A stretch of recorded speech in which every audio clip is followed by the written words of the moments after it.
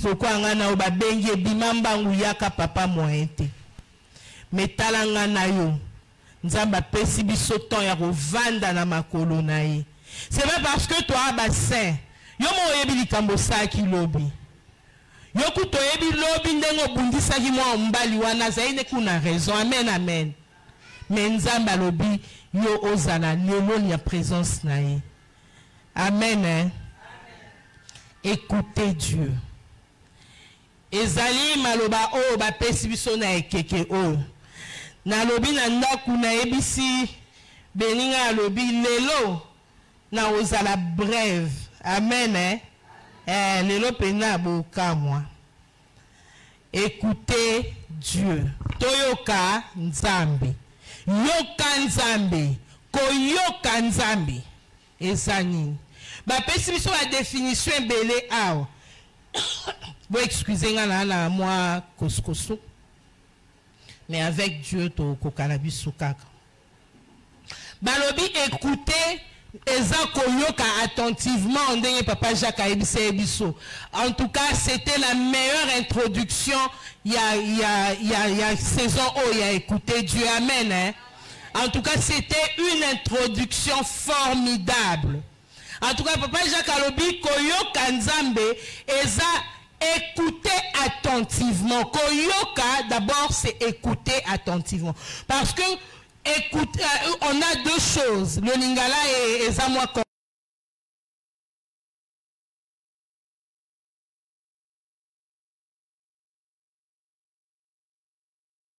Attentivement, pour la koyeba nini o ya bingi. Amen. Écoutez Dieu, ezako yoka l'être suprême. Okomona kutu. Hier nazalaki na ndaku na ba poko mutu nyoso ameko koti sango ezala teke neti ukwa koyoka kosala. Voilà. Écoutez comme exécution. Nalobi koyoka c'est exécuter. Exécuter, c'est obéir. Amen. Hein? On obéit, on exécute que quand on obéit à la parole. Donc, muta salara kaka soki atosi liloba. Soki ba ebisio ke lia sikoyo lia biloko yango yo lia. Muto aliemba la moko a exécuter. Amen. Hein? Muto oloba ke bombelanga na lia sima a exécuter te. N'êtes surtout comprendre. Il faut comprendre en gros. Au moins, on se dit que c'était poli. Tant on va pêcher au bilon, on va le bilia. Yo le big ah c'est bon maintenant quand on lia si maintenant on sait le lot qu'ils a polité. Ils a rappelé obéissance. Parce que Moutouana a dit que au Kaipe Koyoka Nzala Sima. Bon, disons que c'est chez vous. Peut-être que ça la bongo. Mais il y a des caprices où ça ne se fait pas et si Kabatubazali. Amen. Hein? Donc, mouto offrir yo eloko, yo olobi mbala. Mais bombela ngango kassie na olia sima. Ezala rapé ki to côté. Mouto okyo zala apesu eloko, to ozuboe, to mouto apesu eloko, mouto eso zwa. Oye se ke na sepela nango te, ezala rapé polité. Amen, amen, amen. Ngana zara na difficulté, na liara fufute. Mais, non, que n'est pas batou, à moins que batou nanga. So batou ningate, nandengo ko servir. Non, ebisote ke te, ko longo la on a oliate zaka impoli. Ezane tisko na comme mi like ça ke bino oliara fufu nga aliara fufute. Ezate ke po muta pesio, ya zoliango, batu bazoliango e bomakate, eza normal mengai o nanga organisme nanga esepela na fufute. Ngai na okyoza le pa na bino, o pesi ngai fufu na biloko na kozwa. Bobandi pe kolia na obanda pe kolia. Na olia ni na olia fufute, na olia ka biloko. Si à ce moment là, on est fufute te, na moyenne ibiso ezaki te, na liara fu. Ah il faut qu'on lo bana sombelo kwanga te. Ah ngam na nga brisque bo. Il faut qu'on lo bana sa elo ah te za un problème te prochainement. Amen amen. Donc il faut qu'on yebaka ko sale la ramakambu. Tangu bazo yebiso likambu o exécuter oza moto na esengo. Quand quand Dieu parle, il a quelque chose à dire et il veut faire en ce moment-là. Nzambe tango azoloba ana likamoko oya ningaloba pe asala na tango wana. Kita toi ya ozala na obéissance, kita toi ya ozala na litoi ya koyoka nini o Nzambe alingi aloba. Soki oyoki yango attentivement, o capter yango. Ceux qui essayent de exécuter, je te promets à l'heure même, au komona likambu moko eko salema. Au komona même pas à l'heure même, mais au komona likambu moko e olanda manasima badalobi que c'est parce que, amen. Hein? En tout cas, vous excusez, on a vraiment la kousou. Dans Jacques, Dieu dit, Jacques 1, 22, Nzambalobi, quand on écoute, on doit le mettre en pratique. Na Jacques 1, 22. Jacques 1, 22, Nzambazo babi, ceux qui oyoki, ceux qui moutoua yoki, il faut achamaloba o ayoki en pratique. On est en train de nous demander d'écouter Dieu, mais tozoyo kanzambe, na ebite banda to bandi makambu oyo, nani oya si a changé, likambu moko o asa yoki liloba moko ese bimaki awawa, alobi ke na sala ngo lisusu te, miso moko na nzambe nde toyebi, amen, hein. Po biso mingi tolinga kozala ba chrétien ya apparence tant tokoloba omoni pe to tomboli misapi, mais seul le Saint-Esprit, seul Dieu ayebi nani oyo yo liloba oyo ebimi pona nani. On écoute Dieu à travers qui? À travers ses serviteurs. Nzamba bengi David l'homme selon mon cœur, mais Nzambe atikala koloba na David ka na kanali ya basali na ye. Amen, amen.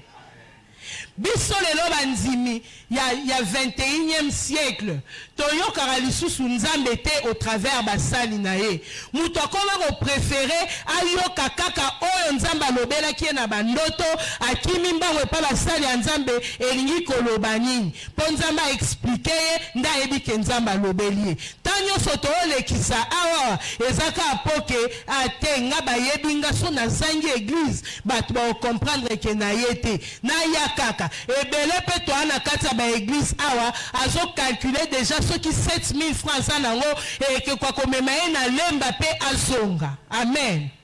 Toza ebele na kati ya église awa totie matoi na biso tozoyoka, mais est-ce que maloba o totiaka tozoyoka na matoi na biso ezo permettre que biso tosalelaka yango pe Nzambe azala na esengo à chaque fois kazolobela biso? Je vous dis, thème est tellement complexe, thème est tellement mounene, thème est tellement la vérité est belle. Oh, il faut ebimisa. Pour écouter Dieu, il faut être attentif. Attentif, nenge bo talanga bo etene netina na auditoire na opesa cours à droit. Te, kozala attentif na maloba Nzambe, on écoute. Nzete ende mtasala nzete. Donc yenda yebi ko distinguer ninyo alingi ko bimisa na kati ya nzete. Mais koma na mukolo ana yebi yote. Aye akolinga na ye kombo mwana na ye tombwami. Les gens baza pour ye balobi que oui c'est vrai Dieu agit. Mais Dieu sait que toi il ne t'a jamais connu. Parce que nini litoi na yo ezalaki musika pona koyoka maloba na ye. Amen, hein? Écouter, c'est exécuter. Il a dit dans Jacques 1, 22 de la lobby, quand on écoute, on doit le mettre en pratique.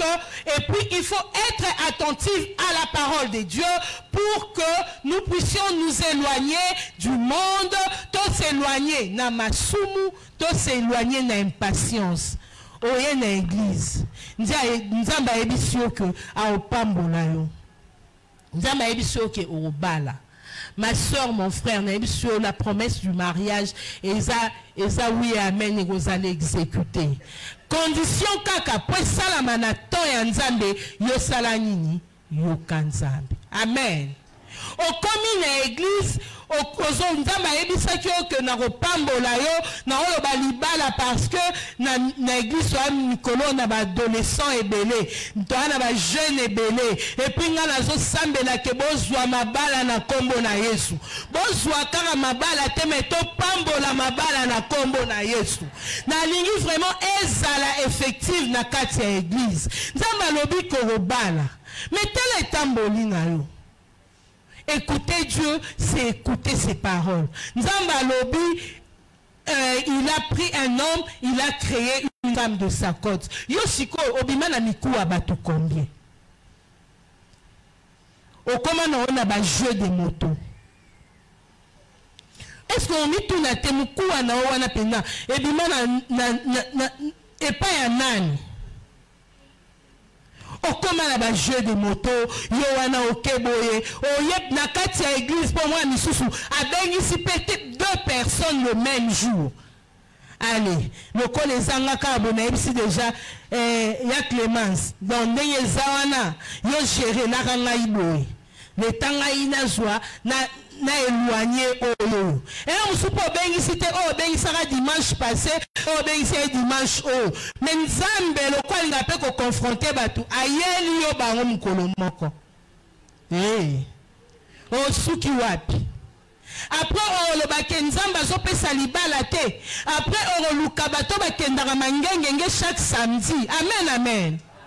Mais entre temps le temps ina yo ezolinga koyoka nzambe te amen hein? Nzambe a travaillé à na ba fidèle. Amen.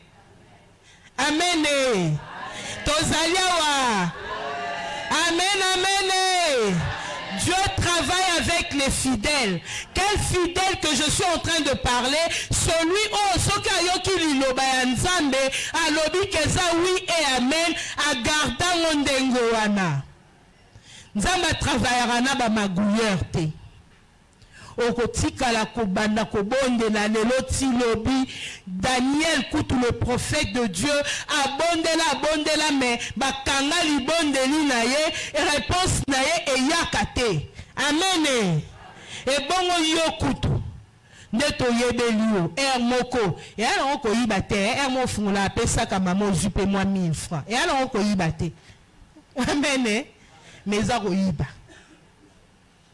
yokutu ozwaka pe mongo boye na ndaku olie pe lokwa mutu tellement ozali na nzaleza na on normal po oyaka ko confesser olobi so na lobi ba omona nga mabe ba okanisa ke misilo ebunga kawana pe zalaka yang ezala ngai nzoka ngana mekeka dongo oyo amen. Olie pe bilo mutu ba pe ba tuni yo boye owangani ba otuna batu mususu yokutu ba otuna ote. Mais au gardango, au canis koza fidèle ou fidélité. Fidélité, on a son abina même on pas ba jeune tala. En tout cas, semaine depuis dimanche passé, Nzambe, c'est la biso ba jeune babal. Église Espoir, to comment moi le lendo. Ba tu bazo, bien on communique chaque dimanche. Année moto, ton année ça t'a 2 années bon mariage dimanche samedi wana. Dimanche wana. Donc, elles ont ça la fierté. Qu'est-ce qui manque? C'est qui manque, on a refusé d'écouter Dieu. To boy koto sanzambe. Donc, to moni nzambe a komi koko na biso. To moni nzambe a komi na e papa malamu. Papa na biso. Sœur na biso ayemba olongo la kasoni. Donc, na kenda nga na mi pota la poto parce que y a un Dieu a longo linga soni. Nzambe wana ana posa tozalaka na soni te. Nzambe wana ana posa nde totambola alimana liloba na ye. Tambola ndenge liloba na ye elobi toutes les bénédictions qui sont dans la Bible ekozala ya yo, ekozala ya nga, ekozala ya ye, ekozala partage ya église, pe bénédiction ya église ekotelema, pe bato baké ya solo na église Espoir, Nzambe azali. Amen. N'habite. Donc, nous sommes sur la poisson au balazate. Et ça a bien pas cité. Eh, Tana, beaucoup de 30 ans. Beaucoup de 30 ans. Hein? yango mutu moko te pena okosala lokola ngai penza obali oboti pe avant bokomi na ba 30 ans tala bolembisa bakwisi na mipanzi amen amen amen bolembisa bakwisi na mipanzi bobota mafuta na batrompe amen amen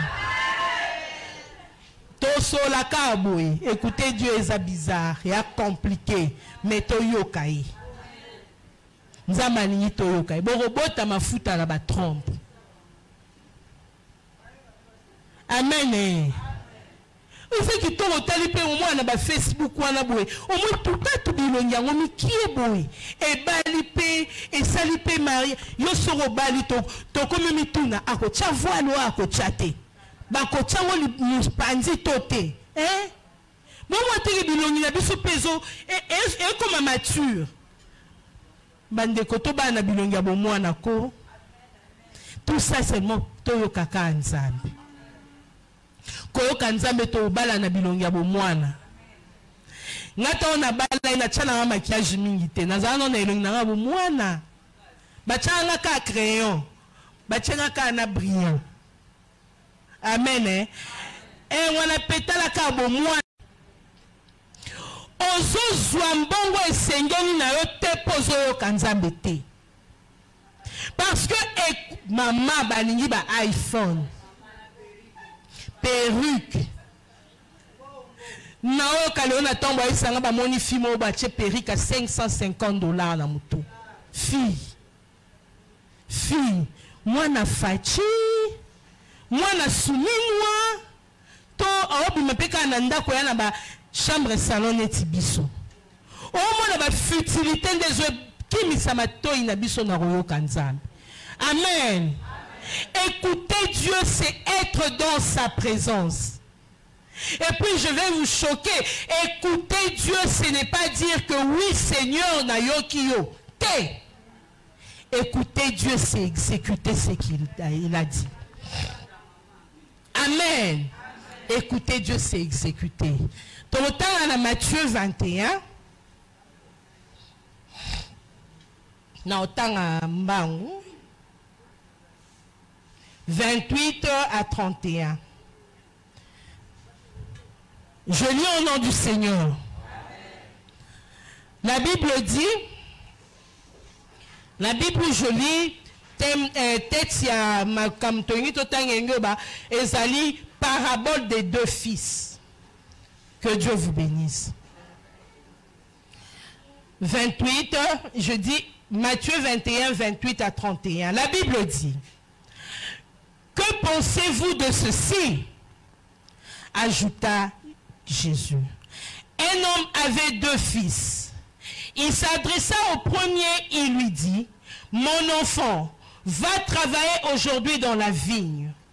Non, je ne veux pas, répondit-il. Mais plus tard, il changea d'idée et s'est rendu à la vigne. Le père adressa la même demande à l'autre fils. Celui-ci lui répondit, oui père, j'y vais. Mais il n'y alla pas. Lequel des deux a fait la volonté de son père? Le premier, répondirent-ils. Jésus leur dit, alors je vous le déclare, c'est la vérité, les collecteurs d'impôts et les prostituées, vous le royaume des cieux. Ah. Dans le royaume des cieux. Amen, amen. Parole du Seigneur. Nathanyango na version msusu, mais j'aimerais nathanyango na Louis Ségon. Louis Ségon et Lobby. Que vous en semble-t-il? Un homme avait deux fils. Et s'adressant au premier, il dit, mon enfant, va au travail aujourd'hui dans ma vigne. Il répondit, je ne veux pas. Ensuite, il se repentit. Et il alla. S'adressant à l'autre, il dit la même chose. Et ce fils répondit, je veux bien, Seigneur. et il n'alla pas. Lequel de deux a fait la volonté du Père? Ils répondirent, le premier. Et Jésus leur dit, je vous le dis en vérité, les publicains, les prostituées vous dévanceront dans les royaumes des cieux. Parole du Seigneur. Et à l'isolo ya tata moko, Christ a kotara na Jérusalem. Et zakara mokolo a kotara na Jérusalem, batandela kaye mandalala, bayambi Christ. Et salami bayembi Hosanna, Hosanna. À un certain moment, Christ a eu na temple. Abandi kotea. Ba pharisien na banani baye. Ba ebisi na pouvoir nini yozotea. Na autorité ya nani o yozotea biso a. Christ a ebisi bango avant na ebisa bino autorité o nga na hotela. Abo ebisanga na autorité nini bino bo permetaka Jean-Baptiste abana ko baptiser bato. Amen. Bango balobi o te toloba te Christ abia lokwa biso pe boloba te nga pe na oloba te. Nde Christ ayo pesa bango siko parabole oyo. Azo balobi tata moko azaki na bana na ye mibale. Ayebisi bana na ye wana akepa mwana liboso. Ayebisi alobi yaya. Lelo kende na bilanga na biso okendo sala musala. Abite na okena ngate. Non, ok. Oui, mais tu as dit que tu direct. Oui, c'est quand il camte, non, ok, non, t'es bon. Nous sommes la version sur la terre qui coûte un peu impoli. À lobby, je ne peux pas y aller, papa. Non, coca okendete. Non, ça veut dire qu'il y a un indisposé. Au bon sani que na quoi qui ne le connaît pas, hein, papa. Au bon sani que na beta ki libaku mongo bweninza ke longwa ki moyena la pas pesate papa obosani ke lobi to lala kinzala yoku to ebi ke ngana supportera nzala te yoku to ebi ke ngana nelara ta ona zana nzala na kokoka na nga kokende te aboyi na boyi te advanzi na ye papa ke ipa mwana o ami bale aebi si alobi Yaya, oui papa. Est-ce que on kende na bilanga na biso okende ko sala kuna? Abi mo konzinanga, ba mswa flatara. Père. Abenga papa bonka père. Donc père au moins penaka père. Au moins mswa benga boss. Donc ton papa yo ki boabi on ndaza na botosi na ngai. Papa na okende. Mais tellement, a dit que à la qui papa a okende, Bible le premier a vandi, dans la version de Bosson Tanga qui peut nous expliquer, a balobi que a vandi, à réfléchir à l'obit, il faut qu'on a ken. La Bible, na lui c'est comme l'obit, il se repentit. Quand se repentir, il dit que l'oba, au salaki likamoko, au edsoki saki mutu. Omisoni katina yo, omiyoki mawo, yoki mutuana mawa, olobitika na sala boye, po na pesa esengo. Mwana na kende suko luka papa teke na kende, mwana wana keimba la moko. Amona eke, ndena isi papa ke na okete, oui, conseil c'est ce qu'il lui reproché. Est-ce que peut-être n'a aucun répondre boye? Na sala ngo car, aye bate mena kei. Mais entre-temps, aye bate batinda ki pe deuxième. Accueilli à Sali. Père Jésus est autour de pharisien. Na bango mi balé, nani mwana malamu. Na pe na tuni bino, na bango mi balé, nani mwana malamu. Mwana liboso. Ayoka ki na ye. Ayoka ki pe attentivement. Omoni mutu ayoka attentivement, ndenge yoka maloba nzambe. Tango sala angote, yeba ke osala kalisumu volontaire. Amen.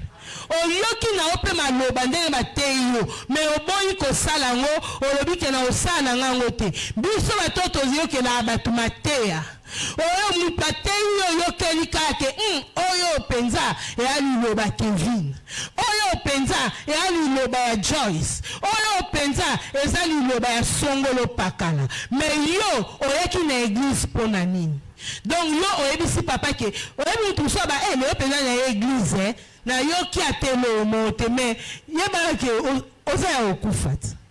Amen.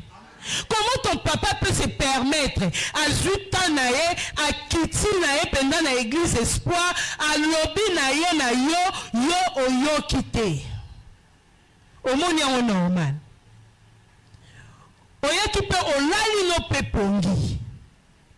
Oyo ki na ote. mususu po ozoyoka me okangi litoyi olobi ke oyo yanga te oyo ya songolo soki nzambe alobi likambu maloba oyo ebimaka liboso awa ezalaka baprofesi eza mpo na likambo osali lelo eza mpe mpo na likambo olinga kosala lobi soki okanisi kaka liloba moko elobamaki olobi nzambe deja prevenaki nga moye nasala yango eza te kozela te osala masumu mpo banda koyoka nzambe kozela te obaluse elongi na yo na nsima mpo banda olobake nzambe elimbisanga kolinga nanu te olongola bana bato bazemi mpo oyo koyebisa nzambe ke na oluka kaka vierge oyo obotelanga osimba tushe oyebi mibali ebele baranda bana bato basterile amen amen amen mibali ebele boranda bana bato basterile mwana bato penza bali mpe na libala na bino apres kobala esalamaka nayebi te so bakontinue yango mwasi oyo abali vierge après nuit de noces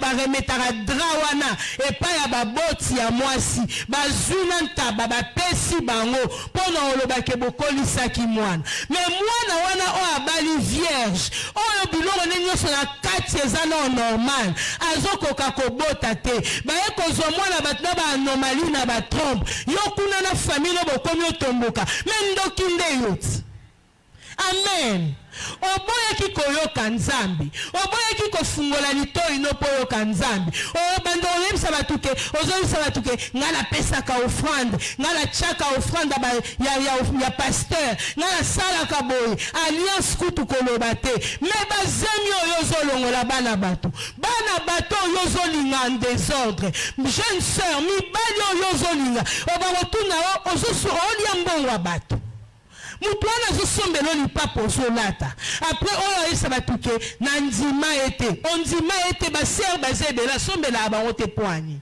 na klase na bino bana basi baza ebele akabelaka bango $10 oyo apesaka te mpo na nini ozoluka oyoka nzambe ndenge nini olingi nzambe kitana bandefu na pembe amen amen amen toyoka nzambe oyoka nzambe ntango akosala nini.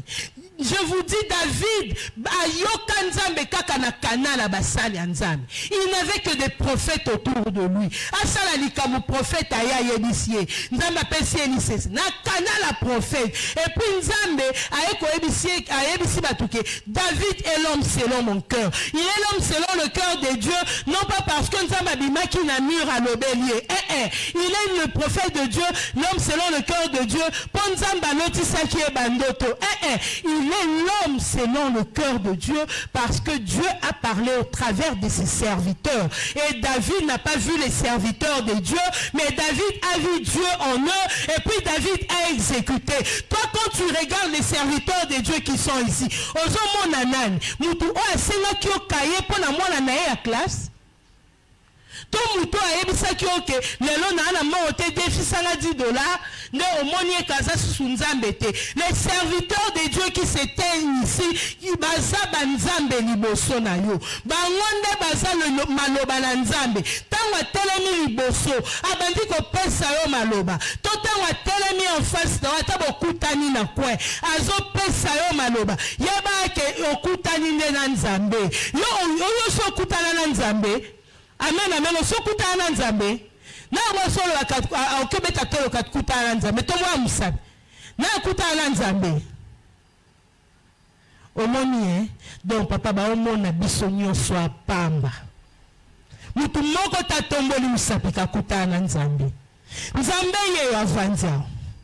Amen. Banzambe bangoyo. Banzambe bangoyo. Banzambe bangoyo. Patriarche azanzambe. Cordon à Nzambe, révérend à Nzambe. Nga pena zupes maloba Nzambe. Nzambe mosusu kutu yewana. Mais yo ata moko tatomoni musapi akutana na Nzambe. Ozomona ke tozoya kolekisa heure. David, l'homme selon le cœur de Dieu. Azo chaque fois. Azo kuta, azo solana nzambe. Azo solana nzambe na prière, ta solana nzambe. Na kana abju mo sa yuri. Nzamba tika yo lobele na murte. Amen. Nzamba tika yo lobele na murte. Nzamba tiki esala na mo sa yuri ndengo lingi. David a sali oya lingina mwasi airi. Nzamba yese zana pesa bino matabisi kamata zemi ma. Nzamba pesi bango zemi. Mais nzamba zo reprocher David te. Nandeye balala ka butu wana na bisengo na bango atando David a lotarate. Yozo zela ndoto, ozo zela mama Christine aya na vision pesa papa ke na mona ki vision balo bango na église bon yo ndima ke nzamba lobeli yo. Amen. Na lungi avant to banda ko ba keto yo ka nzambe to bana nono yo ka bato nzamba établir les bosso na biso. To dit ce qui papa Eric ayebisio ezana d'imperfection oh ya ko lobelango. Mais toi tu écoutes parce que écouter c'est entendre attentivement. À jeune. À jeune. Tatopé en tout a pika bino a ciblé pe mon copon. Comme il peut porter Bible, hein? Mais ce n'est pas pour autant que Dieu a quitté. Mais vous avez des pères qui sont, je ne juge pas, mais l'homme spirituel est juste, qui sont parfaits aux yeux de l'Éternel. Vous ne les écoutez pas. Hein? Vous kabangote. La kaka, Psaume 119 aleki. Donc, il y a que si on Psaume 119, nous sommes le boyo que nous souhaitons. Pour aussi quand Jean 11, 35 et 6. Donc, pour nous quand Jésus plaira. Donc, verset nous se dit qu'il est tali au souhaité. Père t'attend. Père t'attend dans l'église de Dieu. On vient pour montrer nos habits. On vient pour montrer que tant ambassade appelle de fonds, c'est moi qui peux donner $50. C'est moi qui peux donner $100. Dieu n'a pas besoin de nos argents. Mais Dieu a besoin que nous l'écoutions. Amen, amen. Dieu a besoin que nous l'écoutions pour exécuter ce qu'il veut. Qu'est-ce qu'il veut? Il veut que dans l'église Espoir, nous puissions payer nos pasteurs. Nous avons combien de mois d'aérés? C'est Dieu qui veut ça. Combien de mois d'aérés? Et puis d'ailleurs, avant 2025, on n'a jamais payé nos pasteurs. Mais ces pasteurs se sont mariés, pas avec vos argents. Est-ce que c'est normal? Ces pasteurs ont des aériens. Nandaku na bandaku na bango afuta. Na yebi pri andaku papa Jacques afuta. Toso. Na yebi papa Jacques afuta la andaku à combien? Partenariat. Na yebi pri andaku papa Jacques afuta la. Mais baba tata na bisote. C'est ça, écoutez Dieu. L'enfant que le père lui a dit, va sala na kati ya bilanga. Okaisi bilanga ngo ezani. Tango yo kamaloba na nzambe bilanga ngo yango anati. Bilanga ngo nde batata na bino bazo sala. Siko po bilanga ane sala, esenga ke yo okende koluka ba fumier, oya otana bilanga, bien que bilanga na yo teza bilanga tata na yo, mais tata na yo tchaka mi. Papa de salia nani, ça qui a l'eau ya nani. Ah, depuis 2025 ko ebandi. Toi va te kudia kusambila so sambila sala so.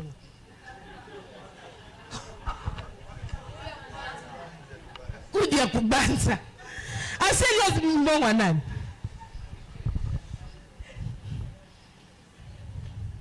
Tout ça a un problème à ma casse. Papa Ambroise a belle qui sérieusement. N'a qui pas qui n'a connu les fils qu'une journée.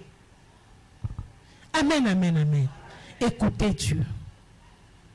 Nanya seke na nda kwa mosali moko boye abandi ayana 6 heures abandi na rokomba ndaku abandi na basani ayana biloko na ye pa lambeli mosali ya nzambe balia na famille na ye nanya sali yango na kati na binwa boluka koyoka nzambe na nini bese mnoka ke boyoka nzambe nzambe pesa bino ba visa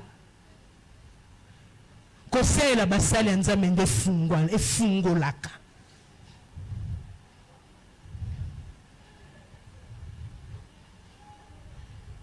So kuna bina ba ndutuna nga kuna otuna na ngate na tuna kaka papa voyage qui papa Ambroise a voyagé qui na longola na nga kaka na mutuna nga na longoli 2 personnes bami yebi nanya epesa ki eloko kolia pona bana pasteur Na sombela bango lipa.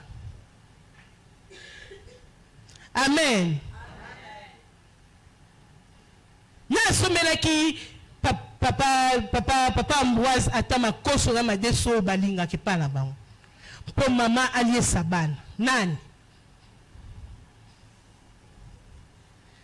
C'est qui doit écouter Dieu? Qui doit écouter Dieu?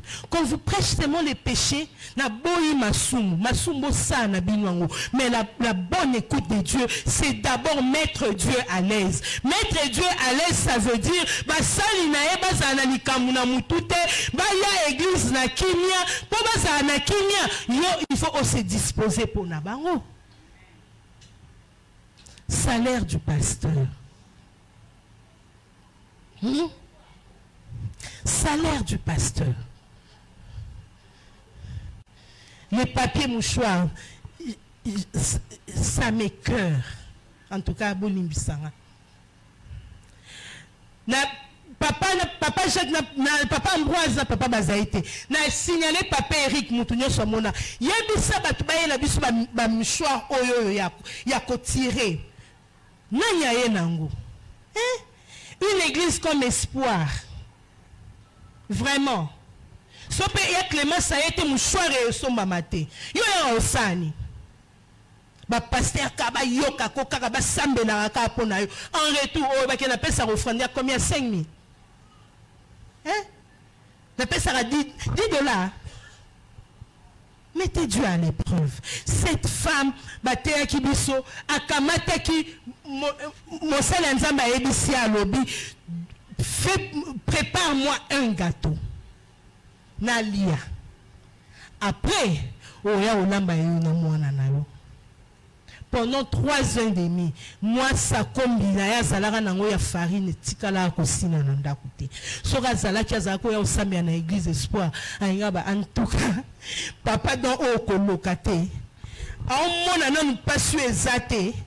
Na banana Rolambe les gâteaux, mon obo ça que soro lambité, nous boyons au lia lobby beaucoup après demain. D'abord mettre Dieu en pratique. Amen, amen, amen.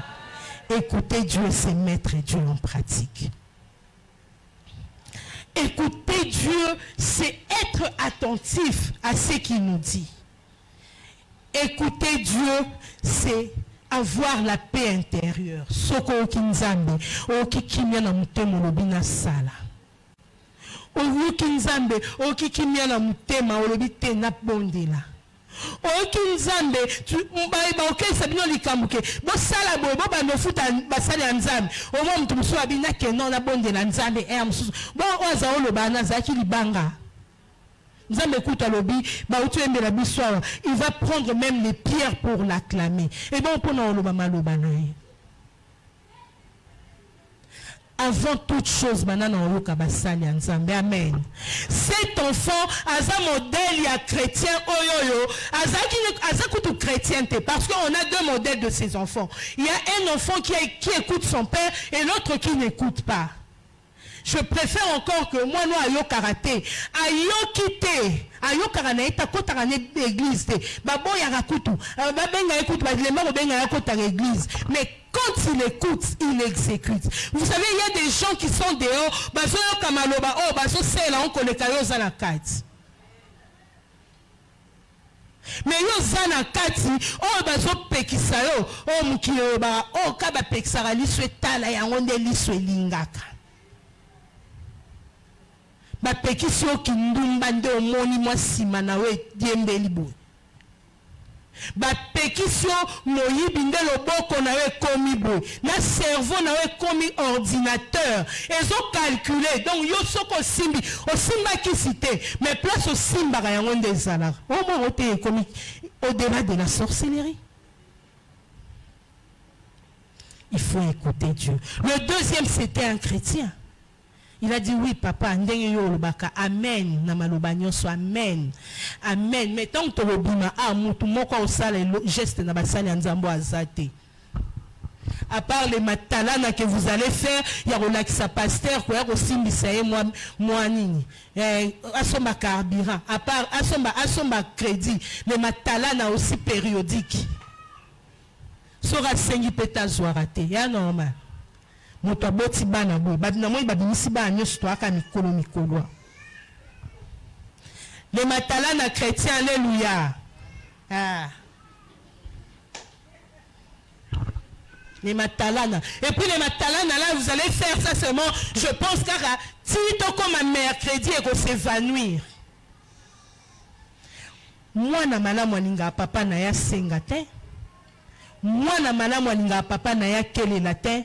Moi, na malamu anticipa kaba besoin ya papa na ye. Ataza na posa li papa te, mais opesi li papa ta la tiango lelo te. Tango aza na ngwe ko beba lobi akola tango. Et ali pambo li pona yo. Ata pa la tiango te. Toi quand tu donnes à Dieu, okenda akotuna nzambe so alamba engulu. Po ya yo ekoma kaka na pesa et na monango kutu. Na pesa et na pesa même comme sous na tala kabwe na monyango pas frère Kingandi. Yo ebite ke yo pesa l'équipe pas frère Kingandi yo li pambolino comme double.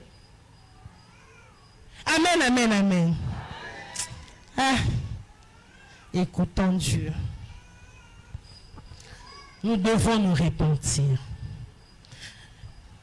On doit nous repentir, nous devons nous repentir sur notre façon d'aimer Dieu. Parce que c'est ça, aimer Dieu. Aimer Dieu, c'est aimer son prochain. Aimer Dieu, c'est aimer les serviteurs que Dieu a établis devant toi. Aimer Dieu, c'est regarder celui qui est à côté de toi, qui est en manque. Au lieu de te moquer, au lieu de dire n'importe quoi, si tu ne peux pas aider, même dans ta prière, bonde la ponaye. C'est ça, aimer Dieu. Et quand on aime, on écoute. Oui, moi, si son mobile à la qui c'est bolingo. Moi, si bien son mobile à la qui c'est bolingo, penza, à sentir que bolingo est sincère. Moi, si wana, atambali wana kuta ebisi que na osombelo avion, a ondima, ta ebi que moi mbali na la na salon et pas na bango, ondima. On dit mais pourquoi? Parce que l'homme lui a montré comment il aime. Mon bal à la kisi e bolingo. Yesu à la kisi o bolingo. Amatine koulous. Avant même yo longo la bazine. Yesu déjà ça va qui père. Na 1933. Na 1933. Na 33. Na l'an 33. Amatine koulous alobi nzambe. Mimbisa mwana nanga songolo na zemi en sopi. Yo kutuna no sanamite. Mais c'est Jésus là, elle est sur la croix pour toi. Amen. Nzamba amatine ekulusu. Alobi